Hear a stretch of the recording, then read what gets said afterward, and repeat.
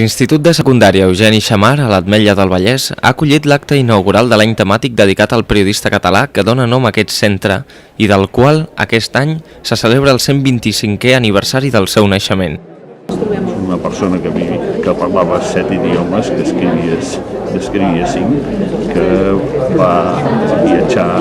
Siempre que venía a Cataluña, siempre tenía presencia aquí al nostre municipi.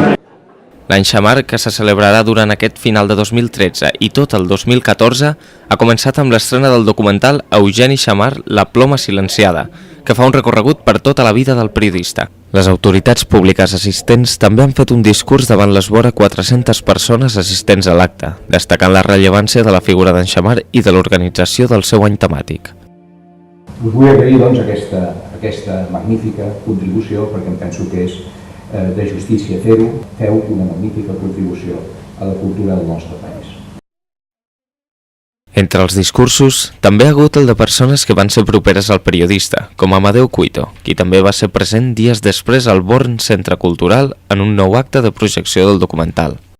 Un home obert, d'esperit crític, disposat a realment examinar les coses abans de formar-se una opinió. Va camí de convertir-se en un dels 3 periodistes canònics de l'etapa daurada del periodisme català: Josep Pla, Eugeni Xammar, Gaziel. Serien potser els 3 grans noms que han donat el periodisme al segle passat.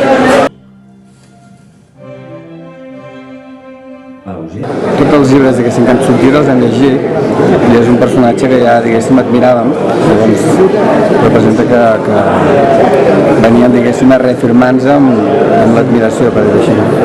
Potser m'hagués agradat que les recreacions aquestes que han estat molt difuminades s'haguessin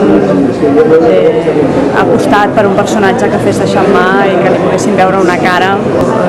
Tot el documental en si m'ha agradat molt, en tots els aspectes, la manera com s'ha fet, la música, la gent que ha intervingut. Havia sentit a parlar una mica del Xammar, però veient el documental crec que és una persona excepcional, no? I que ha tingut una vida realment impallable, no? Molt bé, molt bé. Ha estat superinteressant descobrir aquest escriptor desconegut al món, que dius, com pot ser que aquest home, l'Eugeni Xammar, sigui tan bon escriptor i periodista i sigui tan desconegut. La celebració de l'any Xammar compta amb altres activitats programades, com ara un cicle de sopars titulat Anècdotes havent sopat, amb una sobretaula dramatitzada inspirada en l'imaginari d'en Xammar.